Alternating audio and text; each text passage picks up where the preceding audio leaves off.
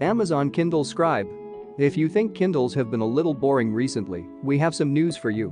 While Kindles have been excellent devices for reading ebooks for many years, there hasn't been much else to say about them until now. The Amazon Kindle Scribe has changed the game.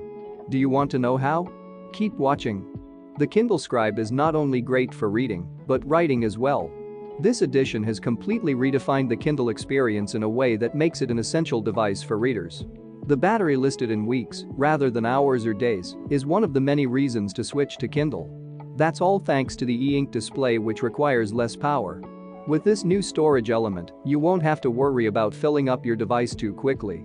And I know you're probably wondering how much this new Kindle Scribe costs. The answer to that is 3 Scribe models are available.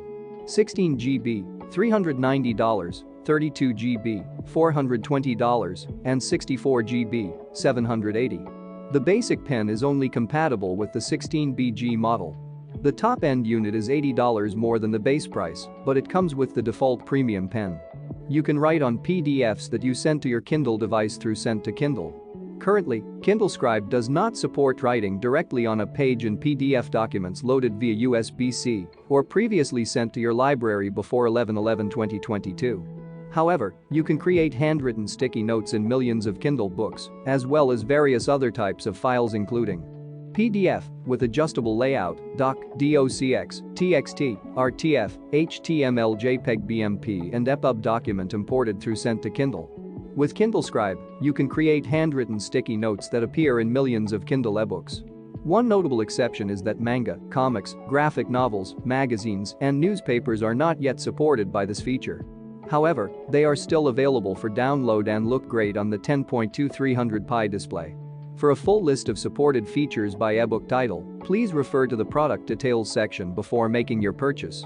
Kindle Scribe gives you a versatile set of writing tools, including a pen, highlighter, and eraser with 5 thickness options each.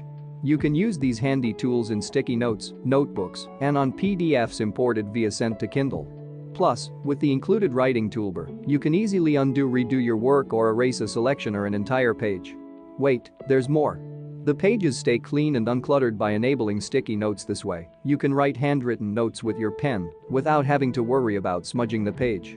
The Kindle Scribe's design is sleek and minimalistic, yet it is still very effective. The back is made out of aluminum, which feels cool to the touch. There are 4 rubber nubs in each corner, and the only other thing on the back is the Amazon logo in the middle. The power lock button is on the left frame, and it has a satisfying click. The USB-C charging port is also on the left frame.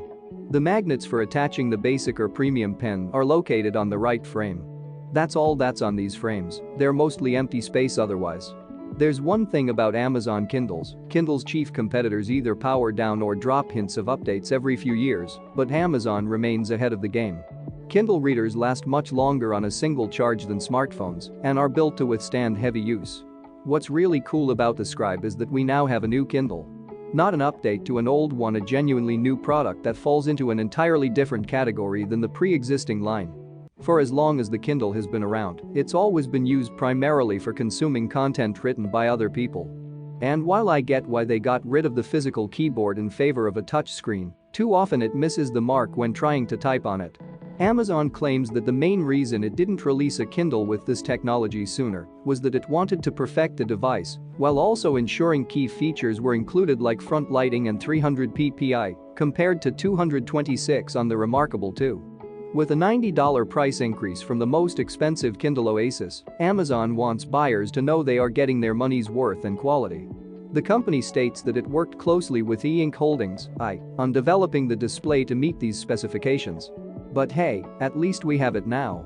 However, I would say one thing: ebook reader owners are understanding people. Lags and refreshes come with the territory on e-ink devices, but users still utilize them because of the benefits: clearer, easier on the eyes, good battery life, regardless. Both Kindle and Kobo use similar technology. Writing lag is an entirely different animal. It's the type of thing that makes you want to chuck your new, expensive plastic and glass device across the room in anger, barring that, if the experience is bad enough, you'll likely try it a few times before giving up altogether. I will admit that I had low expectations due to over a decade of using e-ink screens, but the Scribe has provided me with a great note-taking experience. There are many features present here that anyone who hasn't updated their e-reader in a while will be happily surprised by. The incident still remains distinct from what you would get on a standard tablet, but Amazon has added minor improvements that bring this product line into the future. The design for the Scribe starts with taking a few key elements from the Oasis. The glass display being flush contributes to feeling overall more premium. Also, one side bezel is notably larger than the other similar to the Oasis. This allows for a place to rest your hand while reading, without triggering anything on the touch display. However, there are no physical page turn buttons on the surface of the Oasis which could have been utilized. E-ink might not be perfect today, but back in 2009, it was a lot worse. Images were grainy and refreshed slowly every time you moved them even a tiny bit. It felt like walking to school uphill both ways in the snow. The Scribe comes with a standard pen that attaches to the side of the device with magnetism for security purposes.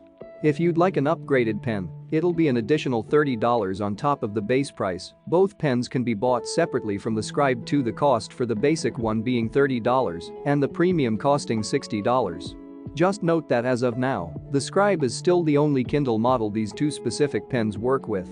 The premium pen contains a button to easily switch between pen and highlighter mode. However, I found myself mistakenly triggering it occasionally.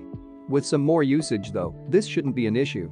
It also has a built-in eraser on the top for those times when you make mistakes. It does have a slight refresh delay though. The best part is that the pen is passive, so you don't have to worry about charging it, one less thing on your plate. The writing experience is good for a first-gen product. The latency isn't bad, and the pen has a nice tactile sensation to it. There's also a built-in sound that almost approximates pencil on paper. You can choose between 5 line thicknesses, though thinner lines are more pixelated on the display. The Kindle taking on an entirely new dimension is definitely exciting, but unfortunately, most users feel that the value did not add up to the additional cost. Not to mention, it's also $40 over the starting price for Remarkable 2. Although you don't have a monthly subscription fee here, you are missing out on a lot of existing Kindle ecosystem functionality. In short, the Scribe is Amazon's new product line, and while it might be too much for most people in most scenarios, it's nice to see them explore new territory. That concludes everything you need to know about the Amazon Kindle Scribe. Hope you enjoyed the video. If you did, then don't forget to give it a thumbs up and subscribe to our channel for more.